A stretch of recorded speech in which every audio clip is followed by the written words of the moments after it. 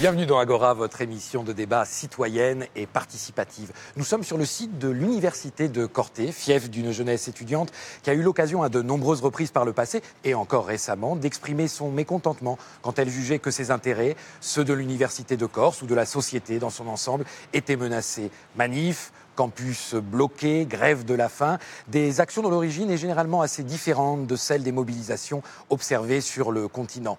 Mais la donne, notamment politique, a changé en Corse. La contestation exprimée par la jeunesse insulaire, souvent issue des rangs nationalistes, a-t-elle pris de nouvelles formes et sa capacité à s'opposer est-elle aussi forte qu'hier? En somme, quelle génération contestataire en Corse aujourd'hui? C'est maintenant dans Agora. Nous sommes dans les locaux de la bibliothèque universitaire de Corté et avant de rejoindre mes invités, eh bien, je vais, comme à l'habitude, distribuer des téléphones portables parce que votre regard nous intéresse et évidemment, nous utiliserons ces vidéos de façon à les inclure au montage final. Merci beaucoup de participer de cette manière à cette émission. Merci à vous trois d'être là. Je vous présente. Alors, Camille Martelli, vous êtes élu à l'Assemblée di Gioventù au sein du groupe Gioventù Nationaliste, ultra majoritaire au sein de l'Assemblée. Vous avez étudié à Corté, mais vous n'êtes pas passé par le syndicalisme. Peut-être que vous allez nous en dire un mot. En revanche, vous avez intégré très tôt Corsica Libera, où vous militez au sein de la section de Balagne. C'est peut-être le cas encore aujourd'hui. C'est ça. Thierry Dominici, merci d'être venu jusqu'à nous. Vous venez de loin, vous venez de Bordeaux. Vous êtes docteur en sciences politiques chargé de cours à l'université de Bordeaux. Et vous avez travaillé durant 2 ans en contrat post-doctoral en Corse pour y conduire une enquête sur la politisation des jeunes dans l'île. Autant dire que vous aurez sans doute beaucoup de choses à nous dire. Vous êtes aussi le créateur du think tank Presentia Paolina. Ça méritait d'être rappelé. Nicolas Pancrazzi, comment dire, je vous remercie nécessairement car nous assistons à un coming out télévisuel. Voici donc le créateur de Corse Machin. Merci. Corse Machin qui a donc été créé, voilà, 3 ans, qui est livré sur Internet, en version papier, c'est encore le cas? Il y a déjà 5 volumes qui sont sortis, effectivement. Très très bien. Et distribués gratuitement. Je pense qu'on peut tout à fait vous assimiler à une forme de contestation. Enfin, vous nous en direz davantage. La jeunesse doit-elle nécessairement être le temps de la révolte ou en tout cas de la contestation? Celle de Corse n'a jamais été avare en mobilisation qui, ces dernières décennies, ont souvent pris les contours du combat nationaliste. Depuis que les nationalistes sont arrivés aux responsabilités, la jeunesse corse est-elle privée de toute raison de contester? Je ne crois pas que ce soit si sûr que ça. Nous allons voir ça donc immédiatement. Thierry Dominici, évidemment, j'ai envie de commencer avec vous parce que vous arrivez avec une étude toute fraîche dont vous disposez depuis seulement peu de temps des résultats. Vous avez étudié les jeunes Corses de très près. Sont-ils politisés et leurs préoccupations vous paraissent-elles foncièrement différentes de ce que vous pouvez avoir observé ailleurs? Alors, sont-ils politisés? En fait, je dirais autrement, ils ne sont pas politisés, ils se sont repolitisés. Ah. Alors ça mérite d'être développé. Alors je ne sais pas si je veux développer maintenant, oui, tout de suite. En fait, ils ne votaient plus, ils ne s'intéressaient plus à la politique. Non, c'est-à-dire qu'en gros, les jeunes en Corse, comme les jeunes en Europe et donc sur le continent aussi également, on va dire les 18-25 ans, généralement, sont moins attirés par le vote pour des raisons de contestation du système, pour des raisons de protestation plus politiques, par exemple pour les mouvements nationalistes, pour des raisons où ils ne se reconnaissent pas dans les familles traditionnelles, etc. Et aussi par esprit de contradiction par rapport aux parents, par exemple. Donc ça, c'est un fait sociologique. Nous, en Corse, on pouvait noter, mais il n'y avait pas de terrain jusqu'à présent, on pouvait noter que les Corses étaient peu investis véritablement dans la vie politique. Vous parlez des jeunes Corses? Les jeunes Corses. Par exemple, lors des élections de 2015, à part les partis, je dirais, d'émancipation, parce que j'aime pas le mot nationaliste.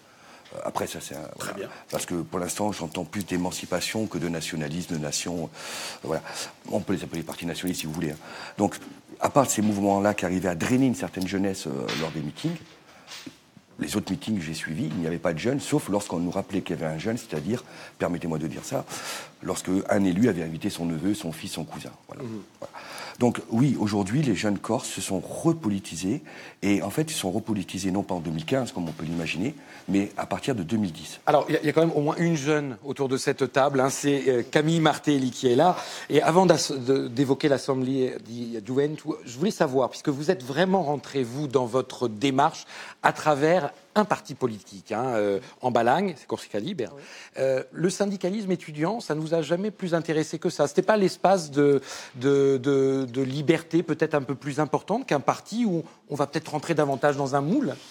Non, au contraire, je pense que dans un parti politique comme Corsica Libre, qui a toujours été proche des revendications de la jeunesse et proche de la jeunesse, j'avais pas du tout l'impression de rentrer dans un moule.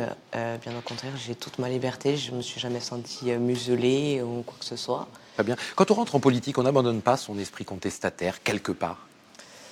Pas vraiment, non. Pas vraiment, surtout quand on est... avant d'arriver l'accession des nationalistes au pouvoir, on était beaucoup dans la contestation, surtout dans les régions, sur des contestations sur des problèmes locaux. Et on a fait beaucoup d'actions de terrain, donc Sauf que désormais, le terrain, vous le fréquentez beaucoup moins. Vous êtes à l'Assemblée. Est-ce que... Alors, j'allais dire, je vous en veux, mais quand on rentre justement dans cette institution, c'est une institution, est-ce qu'on ne laisse pas aussi derrière soi la possibilité, je dirais, de se révolter, la possibilité de dire les choses comme on entend le dire véritablement? On ne rentre pas quand même quelque part dans un système, le fameux système? Alors, au contraire, justement, je ne suis pas du tout d'accord avec cette analyse-là.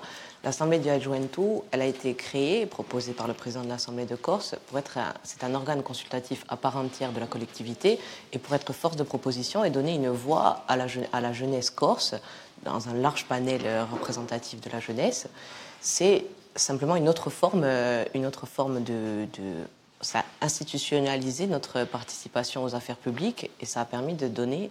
Oui, mais il n'y a pas un risque justement derrière cette institutionnalisation? Non, puisque la plupart... Vous avez des motions finalement peut-être qui ressemblent à celles de vos aînés? Non, on a des motions plus, je dirais, de gestion qui ont été C'est ça, on rentre dans la gestion d'une certaine manière. Non, au contraire, on a des motions... Non, on a des motions très revendicatives. Ouais. On a des motions symboliques aussi, notamment le soutien au référendum de Catalogne, la reconnaissance officielle de la République de Catalogne par la première institution qui était l'Assemblée des Adjuento, des motions qui contestaient justement la neutralité ou le devoir de réserve du préfet de Corse quand il a fait quelques interventions politiques, des motions de soutien aux prisonniers, de demandes de suppression du FIGET, c'est justement dans l'actualité. Et des motions beaucoup plus, je dirais, de gestion, qui est par exemple une motion qui a servi de base à l'Assemblée de Corse, une motion qui demandait la réévaluation de la saison feu de forêt après suite aux incendies de Bonipace. Nicolas Pograd, vous, le créateur de Corse Machin, ça m'intéresserait que vous me donniez votre avis, votre regard sur ce que vient de nous dire Camille. Est-ce que pour vous, justement, quel regard vous jetez sur cette jeunesse qui véritablement s'implique et à un niveau quand même important, comme on le voit? Alors moi déjà, je tiens à vous remercier de m'avoir invité. Je voulais parler de deux petites choses vite fait. La première chose, c'est quand M. Dominique, ici présent, dit tout à l'heure que... dire que la jeunesse s'est repolitisée. Je pense pas que, c'est mon point de vue. Je pense pas que ce soit repolitisé. Je pense que quand on ne parle pas, ça veut pas dire qu'on pense pas quelque chose. Moi, je pense qu'ils se sont peut-être remis dans des partis, réintéressés à la chose politique, mais je pense pas que pour autant.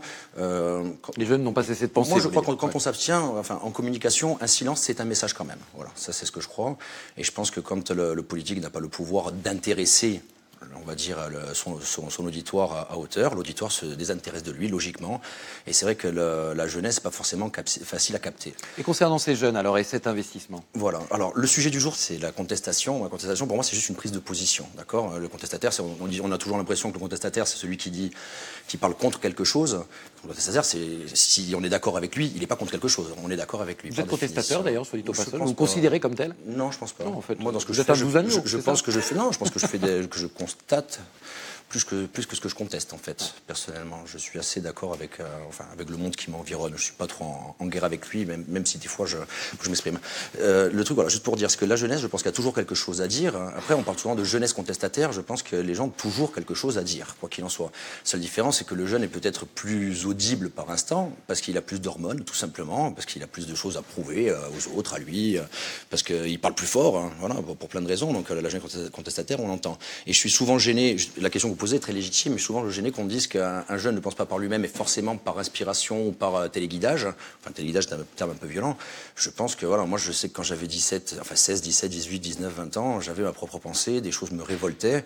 Voilà, je pouvais me retrouver à devoir ouvrir ma gueule si je me sentais le pouvoir ou le devoir de le faire, du moins. Très bien, Nicolas Pancrazi. Eh bien, je vais faire un premier tour dans le public pour savoir si, éventuellement, ce qui s'est dit fait réagir. Une jeunesse repolitisée, qu'est-ce que vous en pensez ? Alors moi, donc, je m'appelle Marc-Antoine Campagne, je suis président du mouvement Poudem, et donc je voulais réagir et rebondir un peu sur ce qui vient d'être dit. Pour moi, déjà, je trouvais aussi que la notion même de contestation, elle me semblait, à tout le moins galvaudée, pour ne pas dire un peu anachronique, surtout au sens où il y a, je pense, des façons beaucoup plus constructives d'agir en étant dans la proposition plutôt que dans la contestation, et surtout dans une société comme la nôtre, où vous l'avez dit, qui a atteint, il me semble, un certain degré de maturité politique et dans laquelle on ne peut plus vraiment se contenter d'élus qui se comportent en simples gestionnaires Donc les jeunes aux affaires, c'est ce que vous êtes en train de nous dire. Pas forcément sans céder forcément au jeunisme, mais disons en tout cas que il me semble qu'aujourd'hui, la contestation, c'est devenu en quelque sorte l'affaire quotidienne de chacun, et que c'est à nous, sur place, de créer les conditions économiques, sociales, environnementales de la société dans laquelle on veut vivre. Donc la question un peu que je me pose et que je voudrais poser aux intervenants, c'est est-ce que l'heure, elle n'est pas plutôt aujourd'hui, plutôt qu'à être dans la contestation, à créer les conditions de l'émergence d'une société civile qui a les moyens d'agir sans attendre l'autorisation de l'État, et de l'État ou du pouvoir ou du système que l'on conteste, une société civile qui agit dans le cadre de formes d'engagement plus participatives, plus inclusives. Notamment votre mouvement, où il y en a bien d'autres. Il y en a beaucoup dans lesquels on peut s'engager. Très très bien. Thierry Dominici, on a souvent tendance à ramener la jeunesse corse à l'engagement nationaliste. En tout cas, c'est l'idée généralement qu'on se fait. Est-ce que c'est ce qui ressort véritablement des éléments de l'étude que vous avez achevée ? Alors, quand j'ai commencé à faire du terrain, je me suis aperçu qu'en fait, oui, c'est du politique. Mais en fait, c'est pas politique, c'est du nationalisme romantique. C'est-à-dire que cette jeunesse, comme quand vous avez eu le même âge et quand j'ai eu le même âge, on a besoin de se projeter dans quelque chose. Alors nous avions la chance ou la malchance de se projeter c'est pour ça que j'ai parlé d'encagoulés tout à l'heure, dans des encagoulés, dans un grand mythe, le FLN, le FLNC, etc. Mais ils l'ont pas, ou ils l'ont plus. Et ils se retrouvent dans une autre logique de nationalisme romantique. Alors qu'est-ce que j'entends par nationalisme romantique ? C'est au départ, avec l'université de Corte, on parlait de crypto-nationalisme, en référence au crypto-fascisme, voilà. Puis en fait, c'est pas crypto, parce que c'est pas du tout souterrain, c'est pas caché, c'est omniprésent. Alors pourquoi c'est romantique ? Mais parce qu'en fait, ça mélange tout. C'est-à-dire qu'en gros, ça va mélanger le paolisme, ça va mélanger l'histoire de la Corse, ça va mélanger des ressentiments plutôt personnels, ça va mélanger le rapport à la société actuelle, etc. Donc c'est en ce sens qui est romantique. Maintenant, juste pour finir, pourquoi j'ai dit repolitisation ? Je sais très bien que tu soulèves ça. Pourquoi je dis repolitisation ? Parce que l'ensemble de la recherche qui a travaillé sur la Corse pendant ces 50 dernières années a toujours souligné le fait que le système corse est complètement dépolitisé par le système clanique. Et de fait, donc, les jeunes n'adhèrent pas à ce système jusqu'à quand ils sont en âge d'y adhérer pour des raisons de redistribution des ressources. Et donc, là, aujourd'hui, ces jeunes que j'ai rencontrés, romantiques ou politiques, ils sont totalement politisés, ils sont investis dans la société. Moi, j'aimerais quand même bien savoir si Camille se considère comme une grande romantique, parce que si on écoute Thierry Dominici... romanesque. Oui, non, j'ai bien compris. Non, pas vraiment. Voilà, mais elle ne fait pas partie de cette catégorie, elle fait partie des politiques. Oui, de politique. Je pense que même pour la majorité de la jeunesse, il y a quand même une conscience politique, mais qui vient d'un fait historique. Moi, je suis d'accord avec ce que vous disiez tout à l'heure, personnellement. C'est-à-dire, en gros, la contestation, tant qu'elle n'est que verbale, verbal, c'est déjà très très bien, mais il vaut mieux déterminer ce qu'on fait par des actions plutôt que par du verbe à certains instants. Je pense qu'effectivement, le nationalisme, on va dire, du moins en tant que figure politique, a été pendant longtemps en contestation par définition, vu que c'était l'opposition. Maintenant, arrivé au pouvoir, moi, personnellement, je sais que je préfère les gens qui trouvent des solutions solutions plutôt que les gens qui pointent les problèmes du doigt. Très souvent, les problèmes des oppositions, comme souvent de certains partis extrêmes, c'est de se contenter de montrer les problèmes du doigt et certainement jamais d'apporter des solutions parce que c'est déjà trop compliqué, parce qu'il faut réfléchir et qu'on n'a pas que ça à foutre non plus. Voilà. Là, je pense que ce qui se passe, justement, moi je trouve que c'est très très bien qu'il y ait des jeunes qui soient représentés à l'Assemblée, déjà pour faire... Déjà d'un point de vue symbolique, et puis d'un point de vue justement pour prendre véritablement la température de cette jeunesse qui pendant longtemps n'avait pas de sensation de représentation, pour certains du moins, et qui maintenant s'y retrouvent, donc ne sont plus forcés de monter sur des barricades pour faire valoir leur loi, mais peuvent avoir une tribune pour dire ce qu'ils ressentent. Du moins, peut-être une certaine partie de la jeunesse, c'est toujours pareil, parce que de toute façon en politique, pas tout le monde ne peut être représenté, donc ça c'est la règle de base. Nicolas Pancrade, oui. Parce qu'on parle beaucoup des nationalistes. Rapidement, parce que j'ai une vidéo à vous faire écouter. Juste un qui exemple va justement pour montrer qu'en Corse, finalement, on s'est repolitisé et que la contestation fonctionne bien. Il y a un mouvement qui s'appelle Antigone, je ne sais pas si vous connaissez, qui est un mouvement libertarien. Donc anti-État, libertarien de base, ultralibéral, etc. Ils sont 300 en France. Et en Corse, ils sont 3. Oui. C'est-à-dire que la région de Corse, c'est celle qui a le plus de libertariens sur l'ensemble national. Ah oui, bah oui. Voilà, c'est la petite parenthèse. Au jeu des proportions, on est toujours très fort. Mais ils sont assez extraordinaires parce qu'ils sont tout seuls, tous les trois. Ils bataillent vraiment, ils sont sur les réseaux sociaux. Et je n'ai jamais vu de militants aussi convaincants et convaincus. C'est-à-dire qu'ils c'est vraiment des contestataires libertariens. Alors, la vidéo dont je vous parlais, en fait, j'ai eu l'occasion de m'entretenir en amont de cette émission avec Xavier Crétiez, qui est peut-être un nom que vous connaissez, Thierry Dominici, professeur de sciences politiques à Sciences Po Saint-Germain-en-Laye, familier de la situation en Corse. Et je lui ai demandé si l'arrivée aux responsabilités des nationalistes avait, à son sens, obéré en partie l'inclination contestataire de la jeunesse corse. Voilà ce qu'il me répond. Dans un premier temps, on pourrait dire oui, bien entendu, puisque l'objectif des nationalistes étant de parvenir au pouvoir, à partir du moment où cet objectif est réalisé, on peut imaginer que la contestation diminue. Mais dans le même temps, on le voit, cette contestation demeure, ou susceptible de redémarrer, à mon sens, pour plusieurs raisons. D'abord parce que le nationalisme gestionnaire ne sera peut-être pas en mesure de résoudre l'ensemble des problèmes auxquels sont confrontés les Corses et une partie de la jeunesse.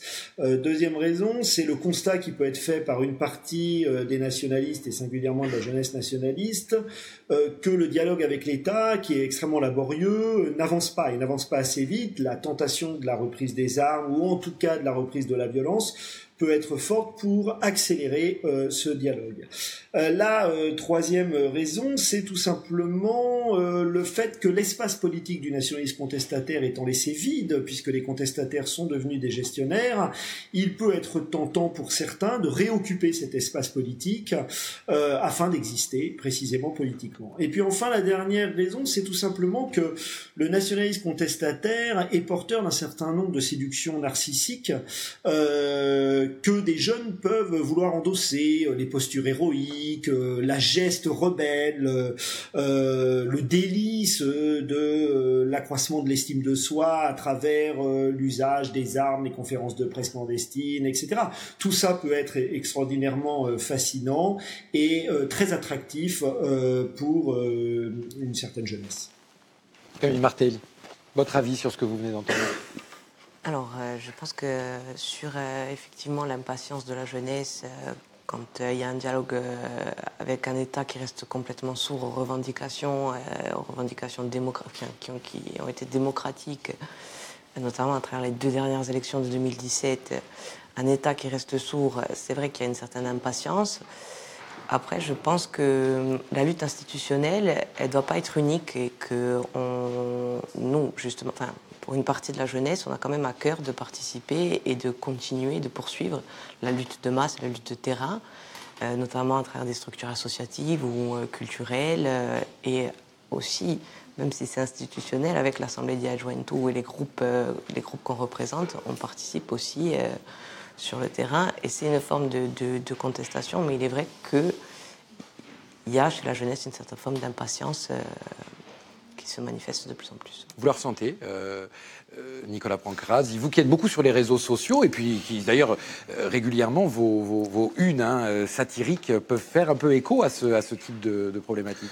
Oui, alors moi personnellement la contestation je la mets pas sur le, enfin depuis tout à l'heure on la tourne beaucoup sur le niveau politique ou du moins sur un point de vue de nationaliste, comme si comment dire, c'était quelque chose qui appartenait à quelque chose. Moi personnellement quand j'ai 13 ans, ce que je disais tout à l'heure, on est contestataire par rapport à une idée. Moi quand j'ai 13 ans, j'ai la malchance de tomber amoureux du rock. Je m'intéresse aux Doors, à Jimi Hendrix, à Pink Floyd, et je me rends compte que sur le coup, ça fait 2 mois déjà quelqu'un qui est comme une espèce de contestataire, parce que les jeunes autour de moi écoutant principalement Francis Cabrel et de la dance, donc des choses qui sont très, très insupportables à mes oreilles, pas trop Francis Cabrel, mais pour le reste, je me retrouve déjà dans un certain décalage. Quand derrière, je commence à lire des livres, ce qui est très perturbant pour certains jeunes, quelles que soient les générations d'ailleurs, hein, on se dit, merde, le type il dit, donc du coup forcément c'est quelque chose. Déjà de base, je suis un contestataire, pas parce que je suis politisé, simplement parce que par le fait de mes actes. Quand je suis étudiant, j'avais été pendant 4 ans étudiant à Corté, dans ma tête, je pense que j'étais un contestataire dans une certaine mesure, comme on peut l'être, je suis peut-être encore dans une certaine mesure, des fois dans ma vie d'ailleurs, hein. Mais je n'ai pas fait partie de ni aucun syndicat, ni parti politique, je n'ai pas besoin d'un drapeau pour me retrouver dans une contestation, ou du moins pour donner mon opinion et mon idée. Voilà, ça c'est pas quelque chose que je veux dire par rapport à ça, parce que toujours pareil, même s'il y a une sensibilité politique actuelle quelque part, et qui justement donne la chance à une certaine partie de la jeunesse d'avoir un lieu pour s'exprimer, il y a aussi évidemment toute une partie qui n'a pas cette zone-là pour s'exprimer clairement, pour représenter sa contestation personnelle. Thierry Dominici, moi j'aimerais bien aussi que vous nous donniez votre avis sur différentes formes de radicalisme qui ne me semblent pas forcément retrouvées en Corse. Parce que souvent, effectivement, le projecteur se porte sur les nationalismes. Mais la tentation de l'extrême droite, elle existe, celle des Black Blocs, peut-être. Je ne sais pas, les thèses développées par Alain Soral, par exemple. Est-ce qu'on retrouve ça aussi dans l'enquête que vous avez menée? Alors déjà, juste 30 secondes par rapport à Xavier, parce que je ne suis pas d'accord avec ce qu'il dit concernant... Alors, je ne suis pas d'accord, mais il a l'habitude, hein, je ne suis pas d'accord. Bon, voilà. Ça va, vous êtes de ça. Voilà. Deux camarades sur ce le national de gestion, donc, il a été élu pour gérer, d'accord. Donc je ne vois pas pourquoi il devrait laisser l'espace vacant à d'autres formes de revendications, parce qu'il vient de gérer. Donc en fait, non, le fait qu'il y a ce que j'appelle moi plutôt un nationalisme institutionnel qui est là, à la gestion, et de fait, ça va ouvrir sur le pluralisme nationaliste. Donc automatiquement, il y aura des mouvements. Sur ces formes de radicalisme que parce que là, je réponds en même temps à votre question, il nous dit que les jeunes, donc finalement, souffrent d'un manque, hein, parce qu'il n'y a plus les encagoulés. Bon, c'est un fait, mais... Ce qu'il appelle le romantisme, etc. En fait, c'est le narcissisme. En fait, c'est pas ça. C'est que ici, comme ailleurs, dans le 9-3 par exemple, à un moment donné, une certaine catégorie de la jeunesse, et on a fait ce travail avec Marie Peretti notamment là-dessus, ils vont aller vers quoi? Non pas le capital culturel, parce que ça sert à rien de lire des bouquins, mais aller vers le capital guerrier. Donc qui dit encore ce capital guerrier dit armer un jeune, lui donner, à l'époque, dans la fin des années 90, il avait même un salaire, un 4x4, etc. Donc partant de là, le jeune, oui, est attiré par ça, bien évidemment, c'est les paillettes, c'est tout ça. Oui, mais là où je ne suis pas d'accord avec lui, c'est qu'il nous dit en gros, si j'ai bien entendu, que ces jeunes finalement regrettent tellement qu'ils seraient presque prêts à recommencer. Oui, et c'est pas du tout ce qu'ils m'ont dit. Et ce n'est pas du tout ce qu'ils m'ont dit. Ils m'ont même fait comprendre. Enfin, il y a d'autres formes aussi de positionnement. Enfin, moi, quand je parle d'Alain Soral, par exemple, je vais y reprendre. Mais moi, les jeunes que j'ai vus qui sont censés être la nouvelle radicalisation de la Corse, parce qu'ils font quelques manifs, ils s'habillent en tenue de peintre, etc., parce que c'est la mode, voilà. Ils m'ont jamais dit qu'ils comptaient faire des conférences de presse ou remettre la cagoule. Bien au contraire. Ils m'ont parlé de lutte de masse. Oui. Ils m'ont parlé de soutien à la lutte de gestion pour que ça soit un embrayeur pour que ça aille plus vite. Ils ont parlé de retour à des fondamentaux hors champ politique. Alors après, c'est vrai que ça va dans tous les sens. C'est vrai que certains vont me citer Sankara, d'autres vont me citer un autre révolutionnaire, et ils vont tout mélanger. C'est un fait, mais ils ont 18-30 ans. Après, on parle de romantisme aussi tout à l'heure. Voilà, est-ce qu'il n'y a pas un certain truc, genre la course après la musique des années 80, genre on va écouter du Jean-Pierre François, je veux dire, du coup, par nostalgie, on se dit, dans les années 80, ça va être bien, on prenait le maquis, on faisait des choses. Voilà, peut-être qu'il y a une forme de romantisme, justement. Pour répondre à la question, au niveau de la construction de leurs revendications contestataires, moi je préfère protestataires, mais bon, disons contestataires, ben oui, ils vont chercher un peu partout, et certains, ici comme ailleurs, hein, c'est-à-dire en Corse, mais on le retrouve au Pays Basque, on le retrouve aussi un peu moins, mais chez les Bretons, et puis on passe dans les autres pays d'Europe, par exemple, ils sont très influencés par le visionnage de certaines vidéos qui les mettent dans des conditions de... Alors, ils appellent ça la rupture de la norme. Voilà. Alors, au début, ça m'a intrigué. C'est qu'est-ce que la rupture de la norme? Voilà. Et donc, en fait, là, ce sont toutes les images véhiculées par M. Alain Soral, hein, donc, sur les réseaux sociaux, mais qui ne sont pas des images de fascistoïdes, mais des images de revivalisme. Donc, on va s'en sortir, fin du monde, etc. Et c'est vrai que ces jeunes-là, certains de ces jeunes-là sont prêts. Dans leur sac à dos, ils ont le couteau suisse, ils ont la boîte de sardines, ils ont de quoi, en cas de rupture de la norme, d'être tout prêt. Mais pas de faire une conférence de presse.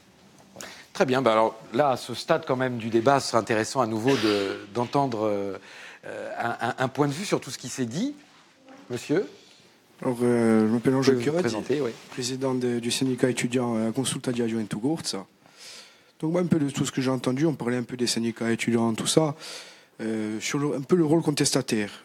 Je dirais que oui, il y a un rôle contestataire, mais pas seulement. Déjà, avant tout, il y a un rôle qui est d'œuvrer pour l'émancipation de la jeunesse corse au sein de l'université, de donner à toute la jeunesse insulaire les moyens d'accéder à l'enseignement supérieur avant tout, pour créer plus ou moins la Corse de demain, je dirais, via son développement économique, culturel et autres.